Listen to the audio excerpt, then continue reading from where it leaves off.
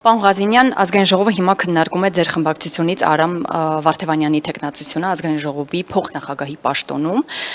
ինչ տպավորություններ ունեք հաշվի առնելով ՔՊԱ-ականների ելույթները, արդյոք ձեր թեկնածուին իրենք կողմ կքվեարկեն, որովհետև օրինակ կարծիք հնչեց, որ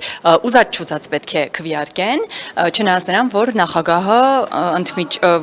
ընդհատեց եւ ասաց, որ մեծ հաշվով այդ պարտադրանքը չկա, կարող են եւ ընտրել, կարող են չընտրել եւ որևէ ճգնաժամ չի առաջանալու։ Տեսեք,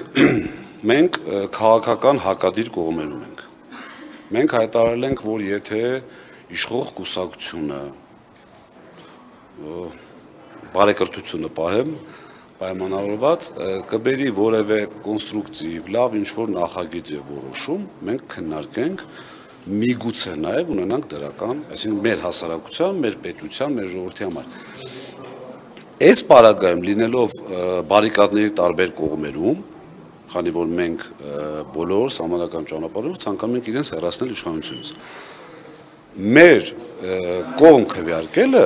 աբսուրդ է, այսինքն ինչ որ մեկ ակնկալի, որ Ղազինյան Դավիթը պետք է կողմ քվեարկի, խնդիրը անձնական հարաբերությունների մեջ չի, քաղաքական առումով։ Իրենցը այնպես չի, որ իրենց ցանկությամբ է, բայց ոչ էլ պարտավորությամբ է։ Կա Դոնթի բանաձև, դա կոչում եմ ես բարոյական պարտավորություն։ Եթե դու այդ Դոնթի բանաձևը ընդունում ես, այդ պարագայում ընդունես ու չքվեարկես ըստ քիմքի կամ ըստ անձի, դա նորմալ չի։ Հիմա խոսել օրենսդրական պարտավորության մասին չկա այդպիսի բան։ Իհարկե կարող են եւ չքվեարկել։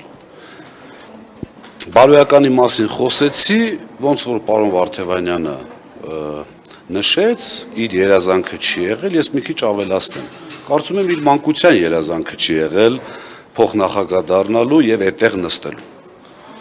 Կարծում եմ, որ պարոն Վարդևանյանը իրենց էլ պետք է որ ձեռք տա որպես անձ, որպես գիտակ, նաեւ նախագահությունում նոր մշակույթ մտցնելու։ Մնացած արդեն իրենց որոշումն է։ Կուզեն թող ընտրեն, կուզեն չընտրեն։ Մեզ համար որպես այդպիսին դա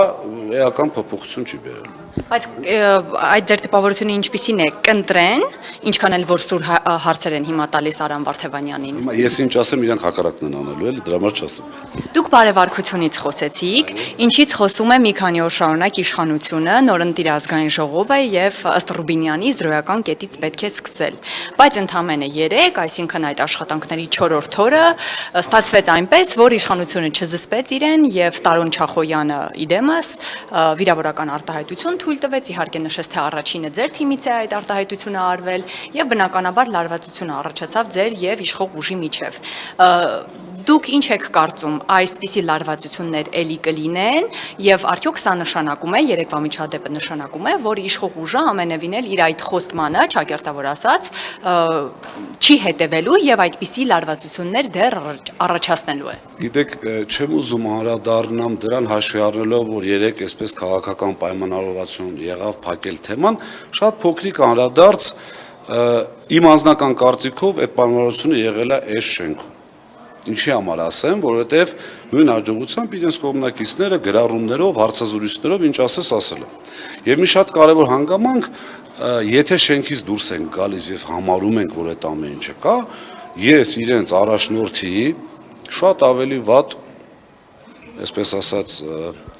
լեքսիկոնով, չգիտեմ, մյուսով բերեմ այսպես պրոյեկցիա անեմ նույն ձևի իրանց վրա,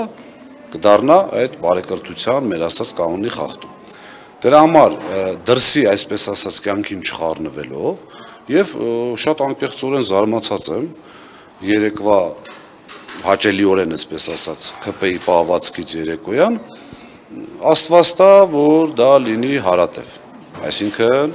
նրանց պահվածքի մեջ ի՞նչն էր հաճելի։ Որ իրանք հասկանալով, որ իրենց նախագահի տեղակալը մի քանի րոպե այդ խոսքը չի ընդհատել, մեր Նարեկը Կարապետյան անդրադարձել է հաշվի առնելով, որ չի սաստել։ Օրինակ, մի հասարակ բան ասեմ, մեզ մոտ ֆրակցիայում էլ են լինում պորտկումներ, բայց ինչ է կատարվում։ Ես պորտկացի կողքիս ընկերն է սաստում, մյուսը պորտկաց այն մյուսն է սաստում, եւ այլն եւ այլն։ Այդ պարագայում մյուսի խառնվելը անիմաստ է դառնում։ Հիմա եթե մենք տեսնենք, որ օրինակ ՔՊ-ից ինչ որ մեկը մի բան ասեց, կողքինը սաստեց, իհարկե ես ինձ իրավունք չեմ վերապահի խոսեմ։ Հասկանում եք ասածս իմաստը։ Մեր ղեկավարը, մեր ֆրակցիայի ղեկավարը տեսա, որ չեմ ուզում այս թեմայից խոսել հաշվի առնելով, որ Մի այսպիսի հարց, եթե մի կողմ ենք դնում երեկվա միջադեպը, առհասարակ որպես ընդդիմության ներկայացուցիչ եւ հաշվի առնելով իշխող ուժի նախորդ տարիների վարքագիծը ազգային ժողովում, դուք հավատում եք, որ իրենք կարող են այդ բարեվարկության կանոններին հետևել։ այսպես պատասխանեմ, ուզում եմ հավատալ։